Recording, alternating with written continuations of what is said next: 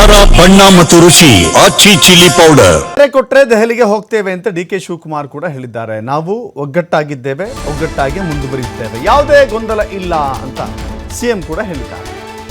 ಯಾವ ಶಾಸಕರು ಸರ್ಕಾರದ ವಿರುದ್ಧ ಇಲ್ಲ, ಹೈಕಮಾಂಡ್ ನಿರ್ಧಾರವನ್ನ ಇಬ್ಬರೂ ಕೂಡ ಪಾಲಿಸ್ತೇವೆ. ಕೊಟ್ಟ ಮಾತಿನ ಬಗ್ಗೆ ಸಿಎಂ ಸಿದ್ದರಾಮಯ್ಯ ಗರಂ ಆಗಿದ್ದಾರೆ. ಮಾತು ಕೊಟ್ರಂತೆ ಅಂತ ಕೇಳಿದ್ರೆ ಆ ವಿಚಾರಕ್ಕೆ ಮುಖ್ಯಮಂತ್ರಿಗಳು ಗರಂ ಆಗಿದ್ದಾರೆ. He wants us to go, definitely we will go. But have some issues. Nano Siddaramayyanaru matadidivi. We both have spoken. There are which major issues which the parliament members has to take up in this session, because they are not supporting us either on the sugarcane or on Mekkejoda, whatever is there, maize issue and various other programs. Whatever they are promised, they are not committing to help the state, which we are bound to get the support from the central government. Other day, the Honorable Chief Minister met the Prime Minister also, has given a representation. Yesterday, Mr. Dinesh also has requested the Prime Minister on this issue. So we are going to ask our parliament members, don't waste your time. You are not helping the state government. You will have to go collectively. If you are interested in the interest of state, let us all join to go.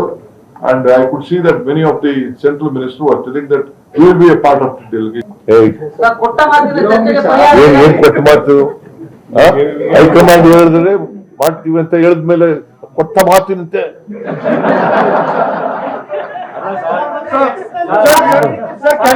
ಕೇಳ್ತಾ ಇದೆಯಲ್ಲ will go together. Sir, can you clarify, is the 2.5 years agreement is there or not?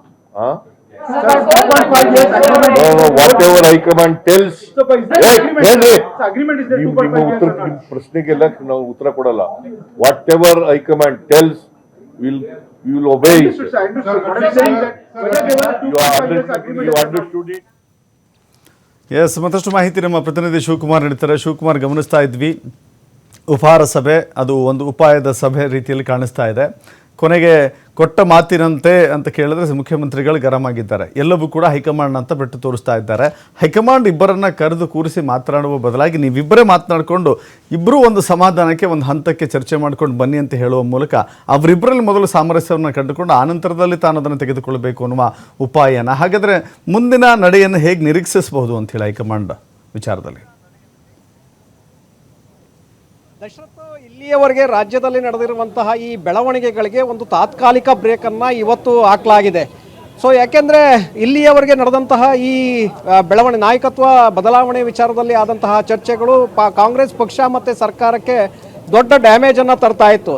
ಆ ಕಾರಣಕ್ಕೆ high command ಮಧ್ಯಪ್ರವೇಶವನ್ನು ಮಾಡಿ ಇಬ್ಬರು ನಾಯಕರಿಗೂ ಕೂಡ ಒಂದು ಸ್ಪಷ್ಟವಾದಂಥ ಸೂಚನೆಯನ್ನು ರವಾನೆ ಮಾಡಿತ್ತು. ನೀವಿಬ್ಬರೂ ಕೂಡ ಕುಳಿತು ಮಾತುಕತೆಯನ್ನು ಮಾಡಿ ಅಂತಿಮವಾಗಿ ನಮ್ಮ ಬಳಿಗೆ ಬನ್ನಿ ಅನ್ನುವಂಥ ಒಂದು ಸೂಚನೆಯನ್ನು ಕೊಟ್ಟಿತ್ತು. ಅದರಂತೆ ಇವತ್ತು ಸಿಎಂ ಸಿದ್ದರಾಮಯ್ಯ ಹಾಗೆ ಸಿಎಂ ಡಿ ಕೆ ಶಿವಕುಮಾರ್ ಇಬ್ಬರೂ ಕೂಡ ಕಾವೇರಿ ನಿವಾಸದಲ್ಲಿ ಸುದೀರ್ಘವಾಗಿ ಚರ್ಚೆಯನ್ನು ಮಾಡಿದ್ದಾರೆ. ಅಂತಿಮವಾಗಿ ಒಂದು ನಿರ್ಧಾರಕ್ಕೂ ಕೂಡ ಬಂದಿದ್ದಾರೆ. ಅಂದರೆ ಈ ನಾಯಕತ್ವ ಬದಲಾವಣೆ ವಿಚಾರದಲ್ಲಿ ಯಾವುದೇ ತೀರ್ಮಾನವನ್ನು ಹೈಕಮಾಂಡ್ ತೆಗೆದುಕೊಳ್ಳಿ, ಅಂದರೆ ಸಿದ್ದರಾಮಯ್ಯ ಅವರನ್ನು ಮುಂದುವರಿಸಬೇಕಾ ಇನ್ನು, ಅಥವಾ ಡಿ ಕೆ ಶಿವಕುಮಾರ್ ಅವರಿಗೆ ಇವಾಗಲೇ ಅವಕಾಶವನ್ನು ಮಾಡಿಕೊಡ್ಬೇಕಾ ಅನ್ನುವಂಥ ನಿರ್ಧಾರವನ್ನು ಹೈಕಮಾಂಡೇ ತೆಗೆದುಕೊಳ್ಳಿ. ಅಲ್ಲಿಯವರೆಗೂ ಕೂಡ ನಾವು ಇದರ ಬಗ್ಗೆ ಚಕಾರವನ್ನು ಎತ್ತೋದು ಬೇಡ, ಎಲ್ಲವೂ ಕೂಡ ಅವರಿಗೆ ಬಿಡೋಣ ಅನ್ನುವಂಥ ಒಬ್ಬ ನಿರ್ಧಾರಕ್ಕೆ ಇವತ್ತು ಇಬ್ಬರು ನಾಯಕರು ಕೂಡ ಬಂದಿದ್ದಾರೆ. ಹಾಗಾಗಿ ಜಂಟಿ ಸುದ್ದಿಗೋಷ್ಠಿಯಲ್ಲಿ ಕೂಡ ಅದೇ ವಿಚಾರವನ್ನು ಅವರು ಪ್ರಸ್ತಾಪ ಮಾಡಿದರು. ಹೈಕಮಾಂಡ್ ನಿರ್ಧಾರಕ್ಕೆ ನಾವು ಬಿಟ್ಟಿದ್ದೇವೆ, ಹೈಕಮಾಂಡ್ ಯಾವ ನಿರ್ಧಾರವನ್ನು ತೆಗೆದುಕೊಳ್ಳುತ್ತೆ ಅದಕ್ಕೆ ನಾವು ಭದ್ರಾಗಿದ್ದೇವೆ ಅನ್ನುವಂಥ ಮಾತನ್ನು ಸಿಎಂ ಕೂಡ ಹೇಳಿದರು, ಹಾಗೆ ಡಿ ಕೆ ಶಿವಕುಮಾರ್ ಕೂಡ ಹೇಳಿದ್ದಾರೆ. ಈಗ ಸದನ ಕೂಡ ಪ್ರಾರಂಭವಾಗ್ತಾ ಇದೆ. ಡಿಸೆಂಬರ್ 8ರಿಂದ ಚಳಿಗಾಲದ ಅಧಿವೇಶನ ಬೆಳಗಾವಿಯಲ್ಲಿ ನಡೀತಾ ಇದೆ. ಹಾಗಾಗಿ ಈ ಗೊಂದಲಗಳು ಹಾಗೆ ಮುಂದುವರೆದಿದ್ದೇ ಆದರೆ ಪ್ರತಿಪಕ್ಷಗಳಿಗೂ ಕೂಡ ಆಹಾರ ಆಗಬಹುದು ಅನ್ನುವಂಥ ಅನುಮಾನವಿತ್ತು. ಆ ಒಂದು ಕಾರಣಕ್ಕೆ ಮೊದಲು ನೀವು ಈ ಸದನದ ಕಡೆ ಗಮನವನ್ನು ಕೊಡಿ, ಮೊದಲು ಅಲ್ಲಿ ಪ್ರತಿಪಕ್ಷಗಳ ಆರೋಪಗಳೇನಿದೆ ಅದಕ್ಕೆ ಸರಿಯಾದಂಥ ಉತ್ತರವನ್ನು ಕೊಡಿ, ತದನಂತರ ನಾವು ನಿರ್ಧಾರವನ್ನು ಮಾಡ್ತೇವೆ ಅನ್ನುವಂಥ ನಿಟ್ಟಿನಲ್ಲಿ ಹೈಕಮಾಂಡ್ ಸೂಚನೆಯನ್ನು ಕೊಟ್ಟಿತ್ತು ಅಂತೇಳಿ. ಹಾಗಾಗಿ ಈಗ ತಾತ್ಕಾಲಿಕವಾಗಿ ಈ ಗೊಂದಲಗಳಿಗೆ ಇವತ್ತು ಬ್ರೇಕ್ ಬಿದ್ದಂತಾಗಿದೆ. ಇಬ್ಬರು ನಾಯಕರು ಕೂಡ ಒಪ್ಕೊಂಡಿದ್ದಾರೆ. ಹಾಗಾಗಿ ಅಂತಿಮವಾಗಿ ಹೈಕಮಾಂಡ್ ನಿರ್ಧಾರವನ್ನು ತೆಗೆದುಕೊಳ್ಬೇಕಾಗತ್ತೆ. ಏನು ಮಾಡಬೇಕು ಅನ್ನುವಂಥ ನಿರ್ಧಾರವನ್ನು ಹೈಕಮಾಂಡ್ ತೆಗೆದುಕೊಳ್ಬೇಕಾಗತ್ತೆ. ಬಹುತೇಕವಾಗಿ ಬಜೆಟ್ ಅಧಿವೇಶನದವರೆಗೆ ಸಿದ್ದರಾಮಯ್ಯ ಅವರನ್ನು ಮುಂದುವರಿಸುವಂಥ ಒಂದು ನಿರ್ಧಾರವನ್ನು ಹೈಕಮಾಂಡ್ ತೆಗೆದುಕೊಳ್ಳಬಹುದು. ತದನಂತರದಲ್ಲಿ ಡಿ ಕೆ ಶಿವಕುಮಾರ್ ಅವರಿಗೆ ಅವಕಾಶವನ್ನು ಮಾಡಿಕೊಡುವಂಥ ಒಂದು ನಿರ್ಧಾರವನ್ನು ಹೈಕಮಾಂಡ್ ತೆಗೆದುಕೊಳ್ಳಬಹುದು. ಸೊ ಅಲ್ಲಿಯವರೆಗೂ ಕೂಡ ಸಿದ್ದರಾಮಯ್ಯನವರು ಮುಂದುವರಿತಾರೆ. ಜೊತೆಗೆ ಇಬ್ಬರ ನಡುವೆ ನಡೆದಂಥ ಮಾತುಕತೆಗಳೇನು ಇನ್ನೂ ಕೂಡ ಅದು ಗಮನಕ್ಕೆ ಬಂದಿಲ್ಲ. ಯಾಕೆಂದರೆ ಕೇವಲ ಸದನ ಮತ್ತು ಅಧಿವೇಶನ ಇದರ ಬಗ್ಗೆ ಚರ್ಚೆಯನ್ನು ಮಾಡಿದ್ವಿ, ಮುಂದಿನ ಚುನಾವಣೆಗಳ ಬಗ್ಗೆ ನಾವು ಚರ್ಚೆಯನ್ನು ಮಾಡಿದ್ದೇವೆ. ಬಿಟ್ಟರೆ ಈ ನಾಯಕತ್ವ ಬದಲಾವಣೆ ವಿಚಾರದಲ್ಲಿ ನಾವು ಯಾವುದೇ ತೀರ್ಮಾನವನ್ನು ಮಾಡಿಲ್ಲ, ಎಲ್ಲವನ್ನೂ ಕೂಡ ಹೈಕಮಾಂಡ್ಗೆ ಬಿಟ್ಟಿದ್ದೇವೆ ಅಂತೇಳಿ ಅವರೇ ಹೇಳಿರೋದ್ರಿಂದ ಹೈಕಮಾಂಡ್ ಈಗ ಇಬ್ಬರಿಗೂ ಕೂಡ ಕರೆಸಬೇಕಾಗತ್ತೆ. ಇಬ್ಬರನ್ನ ದೆಹಲಿಗೆ ಕರೆಸಿ ಮತ್ತೊಮ್ಮೆ ಅವರ ಜೊತೆ ಚರ್ಚೆಯನ್ನು ಮಾಡಿ ಅಂತಿಮ ನಿರ್ಧಾರವನ್ನು ತೆಗೆದುಕೊಳ್ಬೇಕಾಗತ್ತೆ. ಅಲ್ಲಿಯವರೆಗೂ ಕೂಡ ಈ ಏನು ಆ ವಿಚಾರ ಇದೆ ಅದು ಹಾಗೆ ಮುಂದುವರಿಯುತ್ತೆ. ಆದರೆ ಸದ್ಯಕ್ಕೆ ಈ ಚರ್ಚೆಗಳು ಮಾಧ್ಯಮಗಳಲ್ಲಿ ಹೇಳಿಕೆಗಳು ಏನು ಬರ್ತಾ ಇತ್ತು ಅದಕ್ಕೆ ಕಡಿವಾಣವನ್ನು ಇವತ್ತಿನಿಂದ ಬೀಳಬಹುದೇನೋ. ಯಾಕೆಂದರೆ ಇಬ್ಬರು ನಾಯಕರು ಈಗ ತಾತ್ಕಾಲಿಕವಾಗಿ ಒಪ್ಕೊಂಡಿರೋದ್ರಿಂದ ಗೊಂದಲಗಳಿಗೆ ಎಡೆ ಮಾಡಿ ಕೊಡಬಾರ್ದು ಅಂತೇಳಿ ಆ ಕಾರಣಕ್ಕೆ ಬೇರೆ ನಾಯಕರು ಕೂಡ ಇದರ ಬಗ್ಗೆ ಮಾತನಾಡುವಂಥದ್ದು ಬ್ರೇಕ್ ಬೀಳಬಹುದು. ಹೈಕಮಾಂಡ್ ಯಾವಾಗ ಅವರನ್ನು ಕರೆಯುತ್ತೆ, ಇವತ್ತು ಸಂಜೆ ಏನಾದರೂ ಕರೆಯುತ್ತಾ ಅಥವಾ ನಾಳೆ ಅವರನ್ನು ಕರೆಯುತ್ತಾ, ಕರೆದು ಮಾತನಾಡಿದ ನಂತರ ಅಂತಿಮ ನಿರ್ಧಾರವನ್ನು ರಾಹುಲ್ ಗಾಂಧಿ ಅವರೇ ತೆಗೆದುಕೊಳ್ಬೇಕಾಗತ್ತೆ. ಅಲ್ಲಿಯವರೆಗೂ ಕೂಡ ಈಗ ರಾಜ್ಯದಲ್ಲಿ ಉದ್ಭವಿಸಿದಂಥ ಈ ಗೊಂದಲಗಳಿಗೆ ತಾತ್ಕಾಲಿಕವಾಗಿ ತೆರೆ ಬಿದ್ದಿದೆ. Dasharath. Okay, thank you Shivakumar ನಿಮ್ಮೆಲ್ಲ ಮಾಹಿತಿಗೆ. ಉಪಹಾರದ ಸಭೆಯ ನಂತರ ಯಾರಿಗೆ ಗೆಲುವಾಗಿದೆ, ಯಾರಿಗೆ ಸೋಲಾಗಿದೆ, ಮುಖ್ಯಮಂತ್ರಿ ಸಿದ್ದರಾಮಯ್ಯ ಅವರು ಮುಂದುವರಿತಾರಾ, ಬದಲಾವಣೆ ಆಗುತ್ತಾ, ಈ ಎಲ್ಲ ಪ್ರಶ್ನೆಗಳಿಗೆ ಬಹುತೇಕ ಉತ್ತರವನ್ನು ಅವರ ಮಾತಿನ ಧಾಟಿಯಲ್ಲಿ ಕಂಡುಕೊಳ್ಳಬಹುದಾಗಿದೆ, ಅವರವರು ಯೋಚಿಸಿದಂತೆ. ಬಟ್ ಇಲ್ಲಿ ಎಲ್ಲೊಂದು ಕಡೆ ಈ ಬ್ರೇಕ್ಫಾಸ್ಟ್ ಮೀಟಿಂಗಲ್ಲಿ ಮುಖ್ಯಮಂತ್ರಿ ಬದಲಾವಣೆ ವಿಚಾರಕ್ಕೆ ಬ್ರೇಕ್ ಹಾಕಲಿಕ್ಕೆ ಒಂದು ಬಹಳ ದೊಡ್ಡ ತೀರ್ಮಾನವನ್ನು ತೆಗೆದುಕೊಂಡಿದೆ ಅಂತ ಹೇಳಿದರೂ ಕೂಡ ತಪ್ಪಾಗೋದಿಲ್ಲ.